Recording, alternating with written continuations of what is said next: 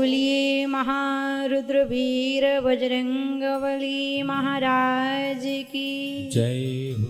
श्री रामनगर वासा धाम की जय हो। श्री वृंदावन बिहारी लाल की जय हो।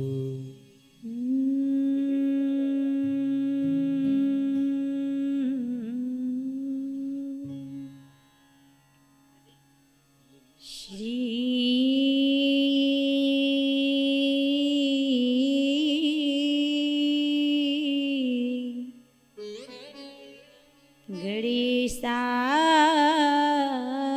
नमः।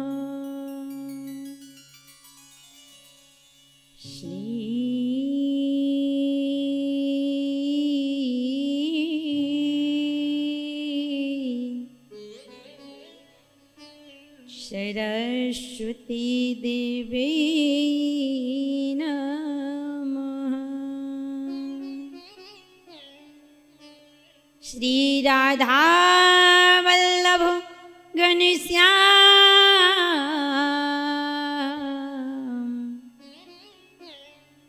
चरण कमलेभ्यो नमः।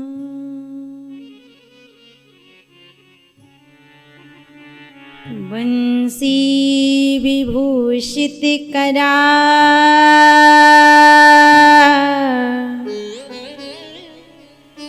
नवनीरनाभा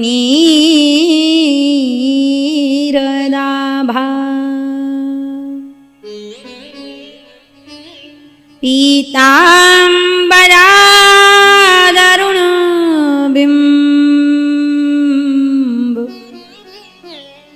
फलाधरोष्ठा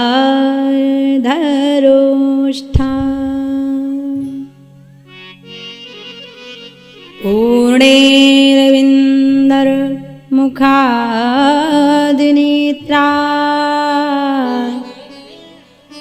कृष्णाय परं किमपि तत्त्वं न जाने।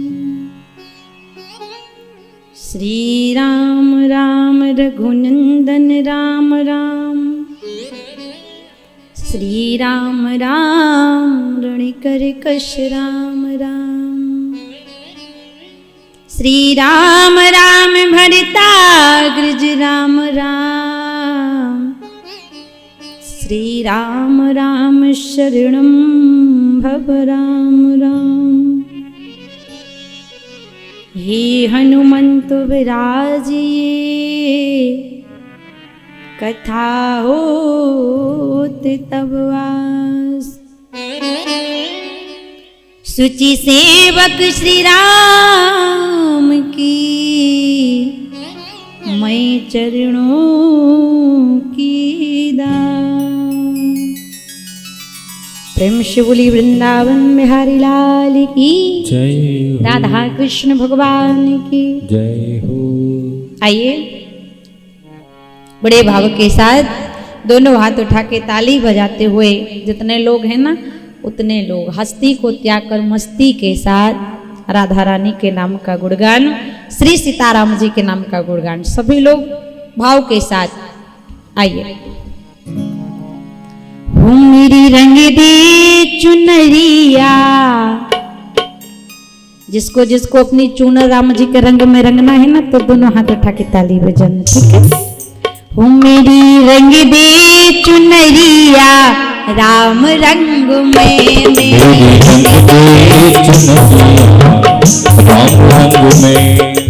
श्रद्धा और प्रेम के साथ दोनों हाथ उठा के श्री राधे। ओ मेरी रंग दे चुनरिया राम रंग में, मेरी रंग दे चुनरिया राम रंग में। राम रंग में हाँ प्यारे राम रंग में, राम रंग में हाँ प्यारे राम रंग में। राम रंग में हो प्यारे राम रंग में। राम रंग में हो प्यारे राम रंग में। राम रंग में हो प्यारे राम रंग में। राम रंग में हो प्यारे राम रंग में। ओ मेरी रंग दे चुनरिया राम रंग में, मेरी रंग दे चुनरिया राम रंग में।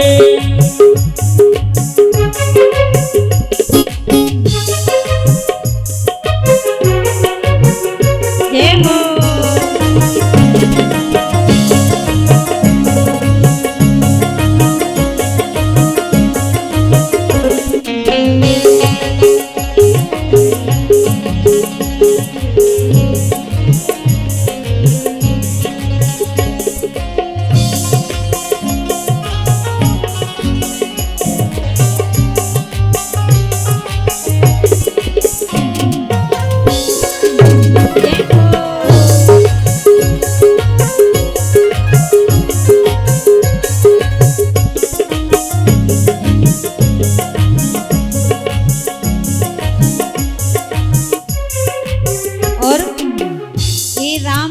चूनर कितने लोगों ने ओढ़ी पता है?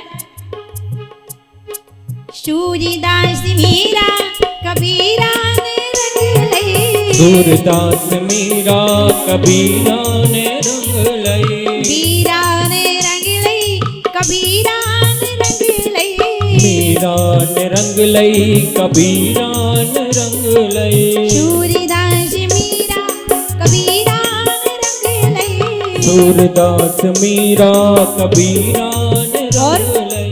और किसने रंगी?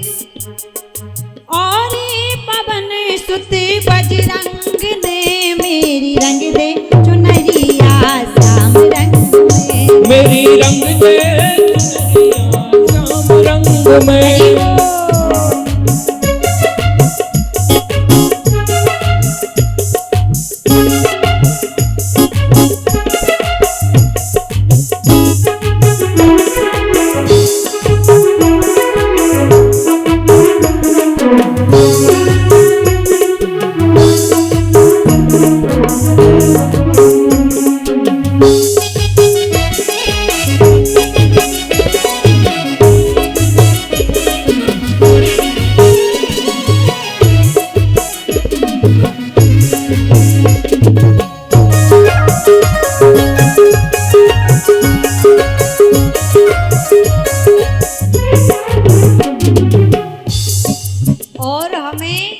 कई भक्तों ने कहा है कि हमें चूनर राम रंग में रंगना है। क्यों?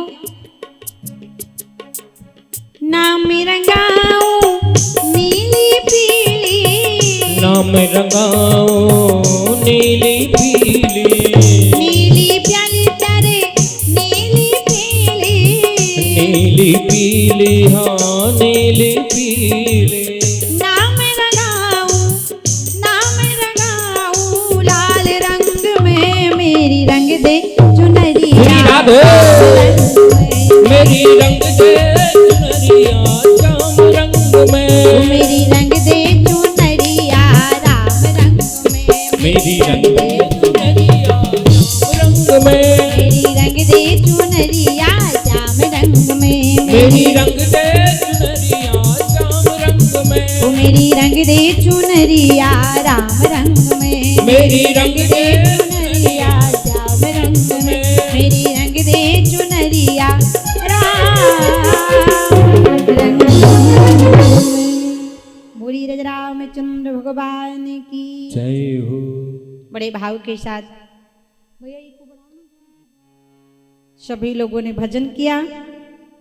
आइए परब्रह्म परमात्मा श्री सीताराम जी के चरणों में प्रणाम, जानकी जी के चरणों में प्रणाम, हनुमंत लाल जी महाराज के चरणों में प्रणाम एवं इस कमेटी के समस्त अध्यक्ष, उपाध्यक्ष, कोषाध्यक्ष, सचिव भैया श्री राजेंद्र सिंह ठाकुर साहब, ब्रजमोहन बाबूजी, मुकेश पटवारी जी, भैया श्री राजन ठाकुर साहब, इंस्पेक्टर साहब एवं जितने भी हमारे श्री बलवंत जी, सभी यज्ञ समिति, रामचरितमानस समिति के भक्तों को मेरा व्यासपीठ से प्रणाम, साधुवाद, धन्यवाद एवं समस्त कलाकार बंधुजन, धर्मनिष्ठ, कर्मनिष्ठ, तपोनिष्ठ महाराज श्री सतपाल जी महाराज के पावन चरणों में इस बेटी का प्रणाम एवं बासा की कथा को विश्व में दिखाने वाले आज हमारे भैया श्री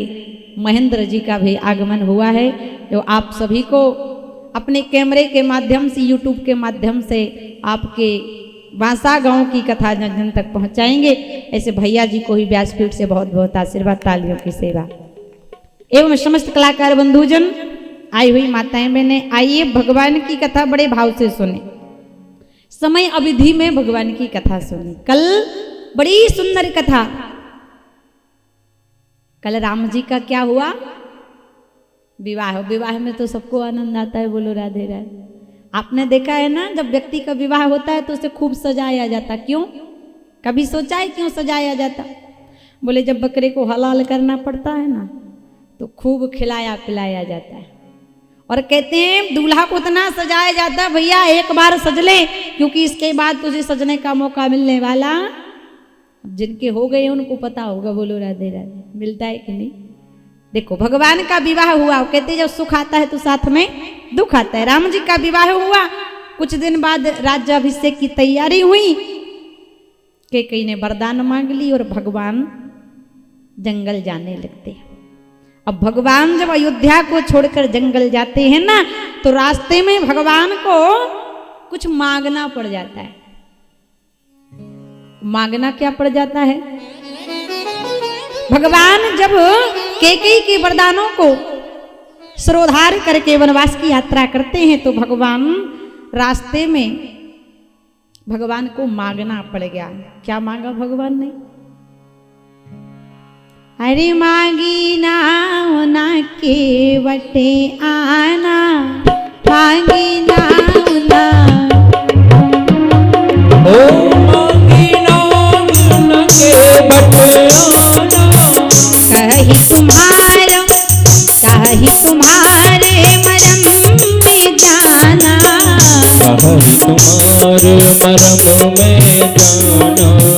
मांगी ना आना, मांगी ना के बटे आना। भगवान श्री राम गंगा के घाट पर पहुंचे ना, तो तुलसी बाबा ने लिखा, बोले मांगी ना के बटे आना, लेकिन काहे तुम्हारो मरम में जाना। अच्छा, क्या भगवान श्री राम केवट से नाव मंगा सकते हैं? नहीं मंगा सकते। क्यों? क्योंकि दाता एक राम, भिखारी सारी, सारा संसार राम जी से मांग रहा। लेकिन तुलसीदास जी ने लिखा मांगी ना, तो भगवान के कहने का भाव, मांगी नाव भैया केवट, I want your boat but not giving that you money. हमें तुम्हारी नाव तो चाहिए, लेकिन उतराई में देने के लिए 1 आना 2 आना रुपया पैसा भी आना है तो आओ, नहीं आना तो मान लीजिए भगवान ने नाव मंगाई,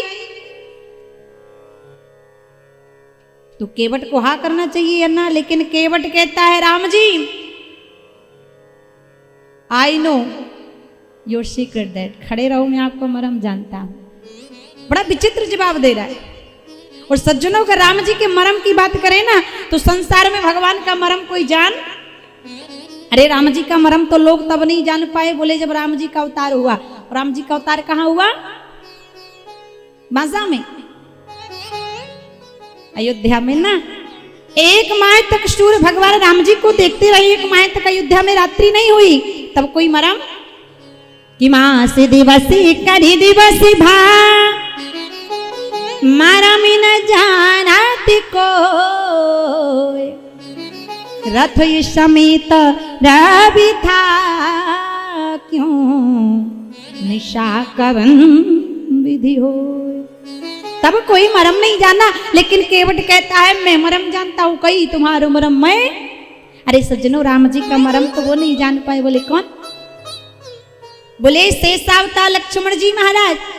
क्योंकि राम जी ने जब अपनी पत्नी से कहा है, जानकी सुनो मुझे एक लीला करना है, सुनहु प्रिया व्रत रुचिर सुशीला, मैं कछु करब ललित नर लीला। तो जाओ जानकी तुम वहां रहना। सीता जी ने कहा कहाँ रहेंगे बताइए सरकार? कि तुम पावक मह करहु निवासा, जब लगी करहु निशाचर नासा, जब लगी करहु निशाचर नासा, निज प्रतिबिंब राखो तह सीता। निज प्रतिबिंब राखे नहीं देता। सही रूप सुशील विनीता।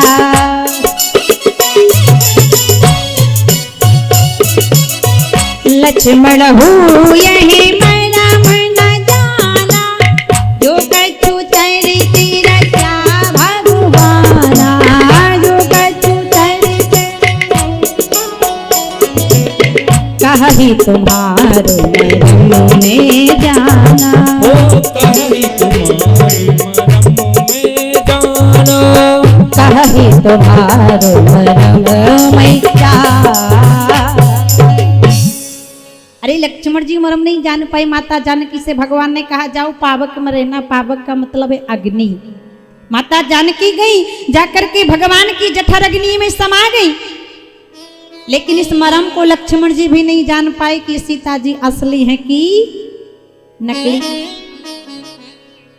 बोले लक्ष्मण हूँ यही मरम न जाना, जो कछु चरित रचा भगवाना।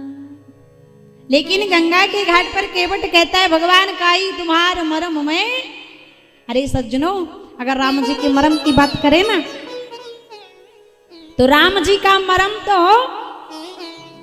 हनुमंत लाल जी महाराज भी नहीं जान पाए। कब? बोले जब भगवान श्री राम समुद्र से पार गए, भगवान श्री राम लंका पहुंच गए। और लंका पहुंचकर भगवान ने देखा कि लंका की तलहटी में आकाश मार्ग में रावण की सभा लगी। जिस सभा में मंदोदरी के कर्णफूल बिजली के समान चमक रहे, रावण का मुकुट चमक रहा। उसी समय भगवान मर्यादा पुरुषोत्तम श्री राम ने रावण की सभा को नष्ट करने के लिए शब्द भेदी बाण चला। और संसार में केवल 4 लोग शब्द भेदी बाण चलाना जानते थे। कौन कौन? सबसे पहले चक्रवर्ती चक्रचूड़ामणि महाराज दशरथ, दूसरी माता कैकेयी, तीसरे प्रभु श्री राम, और चौथे कलयुग में पृथ्वीराज चौहान। क्योंकि जब पृथ्वीराज चौहान जी को दुश्मनों ने पकड़ लिया ना, तो उनके मंत्री ने कहा था कि 4 बांस 24 गज अंगुलियाष्टि प्रमाण, ताऊ पर सुल्तान है मत चूक चौहान। लेकिन प्रश्न खड़ा होता है कि जब राजा दशरथ शब्द भेदी बाण चलाना जानते थे ना, तो श्रवण कुमार को बाण क्यों मारा? क्योंकि जब श्रवण कुमार ने जल भरा तो आवाज कहां से निकली? कहां से निकली? तुम्बी से। तो बाण तुम्बी पर लगना चाहिए, ना कि श्रवण। तो राजा दशरथ ने शब्द भेदी बाण, लक्ष्य भेदी बाण तो तुम्बी पर चलाया, लेकिन पीछे से बाण चलाने वाला कोई और था, और वह था लंकाधिपति रावण। क्योंकि रावण कोई साधारण पुरुष नहीं था। रावण 4 वेद, 6 शास्त्र, 18 पुराण और 14 विद्याएं जानता था। आजकल का व्यक्ति विद्या तो छोड़ो, आजकल का व्यक्ति अगर एक सांप भी मार देता है ना, तो लाठी पर रख के पूरे बासा को दिखाता है कि मैंने सांप को मार दिया। लेकिन रावण तो 14 विद्याएं जानता था। कौन कौन सी? राग रसायन नृप गति नट विद्या वेदांग, तुरंग चढ़न व्याकरण पढ़न जानन ज्योतिष अंगो, धानुष बाण रथ हाँकबो चोरी ब्रह्म ज्ञान, जल तैरन धीरज धरण 14 विद्या जान। तब पीछे से बाण चलाया रावण ने। लेकिन आज भगवान श्री राम ने शब्द भेदी बाण चलाया, रावण का मुकुट गिर गया, मंदोदरी के कर्णफूल गिर गए। लेकिन वहीं पर हनुमान जी खड़े, जामवंत खड़े, नल नील बंदर भालू खड़े, लेकिन कोई मरम जान। मानस में लिखा तुलसीदास जी ने कि छत्र मुकुटिता टंक धर हते एक ही बाण, सबके देखत मही परे लेकिन मरम न को। लेकिन गंगा के घाट पर केवट कहता है प्रभु कही तुम्हारो मरम में। केवट कहता है भगवान खड़े रहो। क्यों?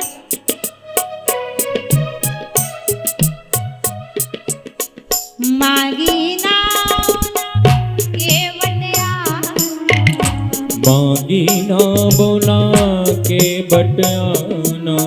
कही तुम्हारो कही तुम्हारे मरम मैं जा।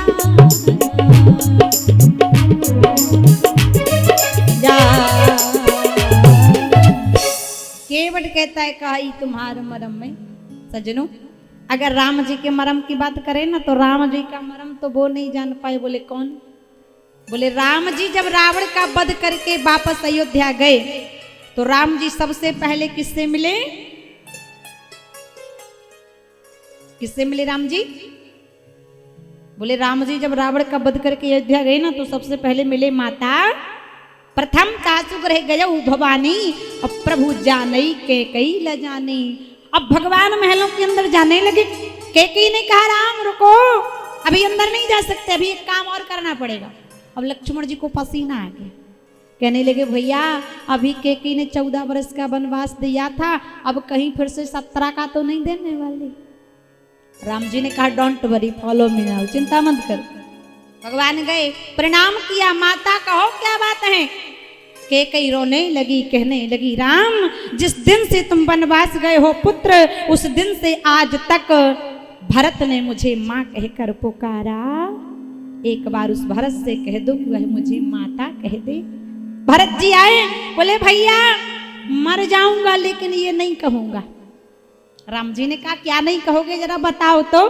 भरत जी बोल पड़े कि जिसने मेरी राम को, ए भैया राम, जिसने मेरी राम को 14 वर्ष वनवास दिया, उस दुष्ट के कई अभागिनी को मां नहीं कहूंगा मैं। भैया राम बोल पड़े, भैया भरत एक बार तो तुमने बोल ही दिया है मां नहीं कहूंगा मैं, अब कहो चाहे ना कहो। तब भगवान ने इतने रूप बनाए, एक पल में अयोध्या की प्रजा को हृदय से लगा लिया। लेकिन इस मरम को कोई जान क्षण मई मिले सबई भगवाना, लेकिन उमा मरम यह काहू न जाना। केवट लेकिन कहता है प्रभु आई नो अबाउट यू, मैं आपके बारे में जानता हूँ, खड़े रहो। अरे सज्जनों, राम जी की अगर मरम की बात करें ना, जो गंगा के घाट पर केवट कह रहा है, तो राम जी का मरम तो वो नहीं जाने।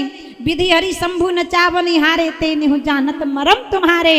और बोले श्रृंगी ऋषिया है ओ मरम न जाना, पुत्र काम सुभिज्ञ को ठाना। और कौन नहीं जाना? कौशल्या यह मर्म न भाखा, 9 मास जही गर्भ में राखा। ओके कई मरम जान जो पावती, तो 14 वर्ष न वन में पठौती। और बोले दशरथ मरम जान जो पावते, तो पुत्र वियोग कहे प्राणों गवाते। इतने बड़े बड़े महारथी मरम नहीं जाने, लेकिन केवट कहता है मैं जानता हूं। मांगी नऊ न केवटा न काई तुम्हार मरम में। अच्छा भगवान श्री राम गंगा के घाट पर खड़े नाव मंगा रहे। लक्ष्मण जी को क्रोध आ गया। लक्ष्मण जी ने तरकस पर बाण चढ़ाया। रे दुष्ट मूर्ख केवट, आई विल किल यू, मैं तुझे मार दूंगा। अब केवट कहने लगा सरकार मारना है तो फिर देर मत करो, जल्दी मारो। लक्ष्मण जी ने कहा तुझे मरने से डर नहीं लग रहा? बोले बिल्कुल नहीं। बोले क्यों? केवट कहता है लक्ष्मण जी अगर आप मुझे मारोगे तो मैं मरूंगा थोड़ी, मैं तो तरूंगा। बोले कैसे तरेगा? अरे महाराज लोगों को तो मरने के बाद प्रयागराज इलाहाबाद की गंगा मिलती है, लेकिन केवट खड़ा कहाँ है? कहाँ खड़ा है केवट? बासा की नरवा में। कहाँ खड़ा है? गंगा जी के। केवट ने कहा अगर आप मुझे मार दोगे ना सरकार तो मैं तो तर जाऊंगा, लेकिन आप फंस जाओगे 100 नंबर आने में देरी। 100 नंबर आएगी तो 4 बातें पूछी जाएंगी। कहाँ मारा, क्यों मारा, किस अपराध से मारा और किसके सामने मारा, तो जवाब क्या मिलेंगे? केवट ने कहा कि मरूंगा कहाँ सुचि गंग के तीर, मरूंगा कहाँ सुचि गंग के तीर, हम निहारत हैं रघुवीर। अपराध यही इस सेवक का जो राम जी के चरण पखारत है। अब लक्ष्मण जी ने सोचा कि ये तो भगवान का बहुत बड़ा भक्त है, मुझे 302 के चक्कर में नहीं पड़ना। अब भगवान ने फिर प्रेम से केवट से कहा, भैया सुनो ना, क्योंकि कहते हैं ना जब साम दाम दंड भेद से काम नहीं चलता तब काम चलता है प्रेम से। भगवान ने फिर केवट से कहा, भैया सुनो ना। बोले क्या सुने? भगवान ने बड़े प्रेम से कहा कि मांगी नाव ना, सुनो ना भैया, मांगी नाव ना केवट आना, कहीं तुम्हारे मरम में जाना।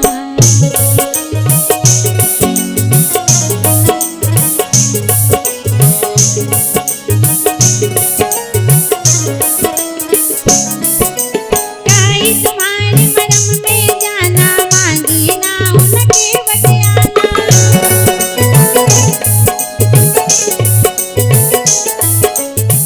कहीं तुम्हारे मरम में जाना, मांगी ना उनके बटियाना। ओ मांगी ना उनके बटवारा, मांगी ना उनके बटियाना। भगवान श्री राम गंगा के घाट पर खड़े भगवान ने फिर कहा, मांगी ना उनके बटवाना। केवट सुनने को तैयार। एक विद्वान ने कहा, भैया जब केवट राम जी की बात नहीं सुन रहा था ना, तो राम जी कुछ उपाय कर लेते, वो गंगा से पार हो जाते। बोले क्या करते? बोले जैसे राजा बलि के यहाँ पैर बढ़ाया ना भगवान ने, वैसे बढ़ा लेते। बोले पाँव बढ़ाई और जो धर देते तो सुरसरी तुरंत पार हो लेते। एक विद्वान ने कहा, भैया राम जी अगर अकेले होते तो पाँव बढ़ा के पार हो जाते, ठीक है, राम जी के साथ में कौन है? बोले कोई कहे उन संग है एक नारी, आती कोमल मिथिलेश कुमारी। राम जी अगर अकेले होते तो पांव बढ़ा के पार हो जाते, लेकिन राम जी के साथ में सीता जी तो थी। एक विद्वान ने कहा, अगर राम जी को पार जाना था, केवट नैया नहीं दे रहा था, तो राम जी अपना पैर बढ़ा लेते और सीता जी को। अरे हम तो विपत्ति के समय में गधा को भी कक्का कह देते, राम जी अपनी पत्नी को गोदी में ले लेते। बोले राम जी अपना पैर बढ़ा लेते, पत्नी जानकी को बोले सिया ही उठाए गोद में लेते, ये ते उठाते रख देते। अच्छा, अपना पांव बढ़ा लेते, सीता मैया को गोद में उठा लेते, लेकिन वो भी तो साथ में है शेष अवतार, उनका क्या करते? बोले उनका भी उपाय था। बोले क्या? बोले राम जी अपना पैर बढ़ाते, सीता जी को गोद में उठाते, और भैया लक्ष्मण का हाथ पकड़ लेते, करते लखन लगाते पारा, जाते उतर गंग की धारा। भगवान ऐसा उपाय करते पार हो जाते, लेकिन सज्जनों भगवान ने ऐसा नहीं किया, क्योंकि राम जी ने सोचा अगर मैं ऐसा करूंगा तो संसार फिर मुझे मर्यादा पुरुषोत्तम कहने वाली, इसलिए क्यों ना किया है आसे भगवाना। इसलिए बाबा तुलसीदास जी को मानस में लिखना पड़ गया, मांगी नाव न के बटाना। अच्छा, दूसरा भाव देखो, मांगी नाव न के बटाना। भगवान चाहते तो दूसरा उपाय करते, गंगा जी से पार हो जाते। भगवान अपनी पत्नी से कह देते, हे जानकी हमें गंगा से पार जाना है, केवट हमें नैया नहीं दे रहा, इसलिए जाओ तुम गंगा से पैदल पार चली जाओ। लेकिन राम जी ने सोचा कि अगर जानकी गंगा से पैदल पार गई तो उनके साथ एक घटना घट जाएगी। कौन सी घटना? राम जी ने सोचा पैदल उतारो जाए सी ये गंगा, तो पतिव्रत धर्म हो तो सब भंगा।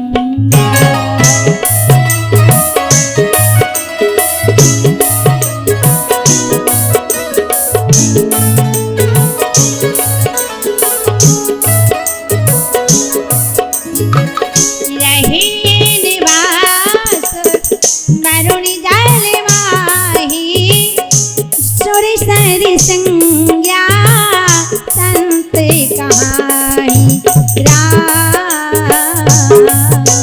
राजा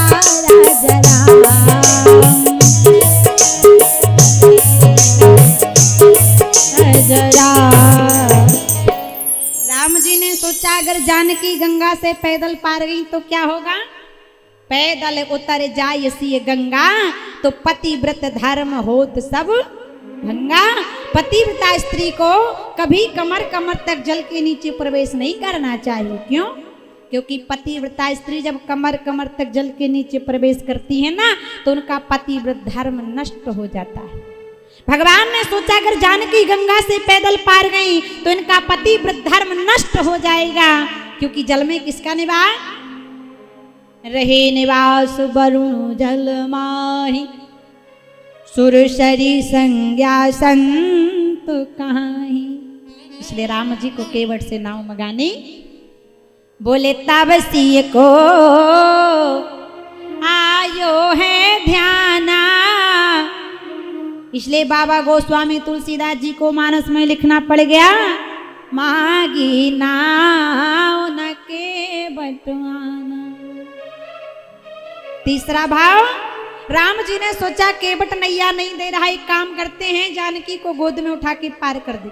और भगवान ने जैसी जानकी को गोद में उठाना चाहा तो राम जी की नजर पड़ गई ऊपर। और राम जी का जन्म किस वंश में हुआ? चंद्रवंश में, सूर्य वंश में। और ऊपर से देख रहे सूर्य। राम जी की मर्यादा देखो, भगवान ने सूर्य की मर्यादा की। आजकल की मर्यादा बोले आजकल माताएं बहनें जब तक गांव देहात में रहती है तो इतना घूंघट डालती है। और बांसा से जैसे ही इमलिया लांजी से धनगौर को गए तो झंडा ऊंचा रहे हमारा। अरे मर्यादा ऐसी करो जो आपकी मर्यादा जिंदगी भर चलती रहे। बोलो राधे राधे। राम जी ने सूर्य की मर्यादा करी ना। राम जी ने कहा हे जानकी देखो ऊपर है सूर्य, और सूर्य सीता जी के क्या लगे? ससुर ना। राम जी ने कहा देखो अगर सूर्य के सामने गोद में लूंगा तो क्या होगा? ऊपर तपाई जो सूर्य करारे, ये जानकी सौरभी बाबा लगाते तुम्हारे। और अगर एक पुत्र अपने पिता के सामने अपनी पत्नी को गोद में लेगा तो उसके कुल को कलंक लगने में समय। इसलिए बोले जो सुर सरी लांघत रघुराई तो प्रभु को कलंक लग जाई। तो नाव क्यों मंगाई? बोले ताते धर्म ताते धर ध्याना। इसलिए बाबा तुलसीदास जी को मानस में लिखना पड़ा, मांगी नाव न केवट आना। लेकिन गंगा के घाट पर केवट भगवान से कहता है कि काहे तुम्हारा मरम में जाना, काहे तुम्हारे मरम में जाना, तुम्हारे मरम में जाना। मांगी नाव न केवट आना, मांगी नाव न केवट आना, केवट आना। कहीं तुम्हारे मरम में जाना, ओ काहे तुम्हारे मरम में जाना। केवट लेकिन कहता है प्रभु काई तुम्हार मरम में जाना, मांगी नाऊ न केवट। केवट जैसा भक्त ना कभी हुआ ना कभी। इसलिए कहते हैं ना, भगवान कहते हैं अहम भक्त पराधीनो, नाम सामी बैकुंठे योगी नाम हृदय निचा। हे भैया लक्ष्मण सुनो, न मैं अयोध्या में रहता हूँ, न लंका में रहता हूँ, न बैकुंठ में रहता हूँ, मैं तो अपने भक्तों के हृदय में ही रहा करता हूँ। भगवान श्री राम खड़े गंगा के घाट पर प्रार्थना करने लगे, भैया पार तो कर दो। केवट कहता है भगवान मैं तब तक पार नहीं करूंगा। बोले कब तक? बोले जब तक मैं आपके चरणों को नहीं धो लूंगा तब तक पार करने वाला नहीं। भगवान श्री राम ने कहा ये भैया केवट तुम्हें चरण धोना है? बोले हाँ। बोले अच्छा चरण धोना है, इसके पहले एक काम करो। बोले क्या? बोले तुम बार बार कहते हो कहा ही तुम्हारे मरम में जाना, जरा बताओ तो क्या जानते हो? केवट ने कहा महाराज मैं बहुत कुछ जानता हूं। आज आप मुझसे मंगा रहे हो नाव, और आपने राजा बलि से भी कुछ मंगाया, वो मैं जानता हूं। राम जी ने कहा क्या मंगाया जरा बताओ। अब केवट कहता है सुनो ना भगवान, बोले आज मुझसे बनवासी का रूप रख के नाव मंगा रहे, और राजा बलि से क्या मंगाया? बोले बामन रूप धरहु भगवाना, मांगहु 3 चरण भूदाना। राजा बलि से 3 पग पृथ्वी दान में मंगाई, और इस मरम को राजा बलि भी नहीं जान पाया कि दान देन सुन मैन हरसाना, देन चाहते कछु मरम ना। लेकिन दैत्य गुरु शुक्राचार्य जी थोड़ा थोड़ा जान गए, इतने में आपने उनकी एक आंख भी गोल कर दी। बोलो जय सिया राम। और जब दान दिया गया तब क्या किया? बोले मांगा तो 1 चरण, मांगा तो 3 चरण, लेकिन एक में ही कमाल कर दिया। बोले कैसे? बोले एक ही चरण नाप भूलयऊ, बामन से विराट बन गयऊ। एक ही पैर में अतल वितल सुतल तलातल आपने नाप लिया, इसलिए यहू मरम जानत भगवाना, सो कहाई तुम्हारे मरम में। अच्छा भगवान ने कहा केवट you are very genius man, तू तो बड़ा बुद्धिमान है, और क्या जानता है? केवट कहने लगा प्रभु मैं जानता हूं, मैं पूर्व जन्म में कछुआ था, क्षीर सागर में रहता था, तो मैंने सोचा क्यों ना आपके चरणों के दर्शन कराऊं। लेकिन जब आपके चरणों के दर्शन करने के लिए जाता तो क्या होता? बोले चरण निकट जब गयऊ विधाता, तो ऐसे सावता लक्ष्मण जी है ना, तब ही से करें फुफकाता। ये लक्ष्मण जी एक फुफकार लगाते तो मैं डर के भाग जाता, फिर जाता, फिर क्या होता? दूजे चरण निकट जब गयऊ, तब ही रमा पंखा हनि दयऊ। इस सीता जी एक पंखा मार देती ना, तो ऐसे करते करते मैं डर के भाग गया, और भागते भागते मेरे शरीर से प्राण निकल गए। लेकिन हे प्रिय परमात्मा, अब मैं समझ गया कि आप वही क्षीर सागर के नारायण राम रूप में मुझे गंगा के घाट पर दर्शन देने के लिए आ चुके हो, क्योंकि आपका नियम है हे राघव, प्रबल प्रेम के पाले पढ़कर प्रभु को नियम बदलते देखा। खुद का मान टले टल जाए, पर भक्त का मान ना टलते देखा।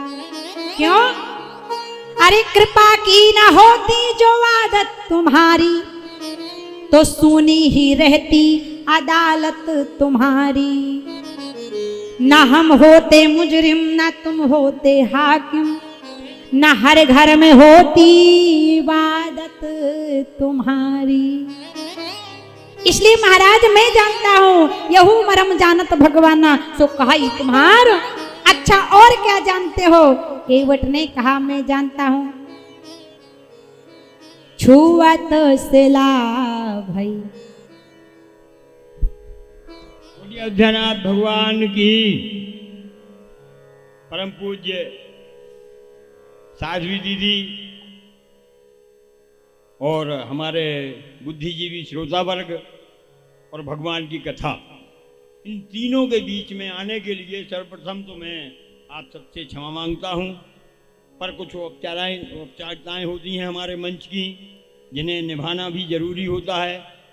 मैं ज़्यादा समय न लेते हुए हम अपने समिति के समस्त सदस्यों से एवं ये जो आपके सामने दिखाई दे रहे हैं मुख्य जजमान, इन सब से सादर आग्रह करूंगा, कृपया मंच पे पहुँचें और विशेष सम्मान के लिए पूज्य साध्वी माधवी दीदी के, मधु दीदी के विशेष सम्मान के लिए आप सब मंच पे पहुँचें और उन्हें पगड़ी पहनाकर उनका सम्मान करें। समय कम है क्योंकि श्रोताबंद के बीच में आपके बीच पहुँच गया हूँ। क्षमा चाहते हुए एक बार पुनः अति शीघ्रता करें।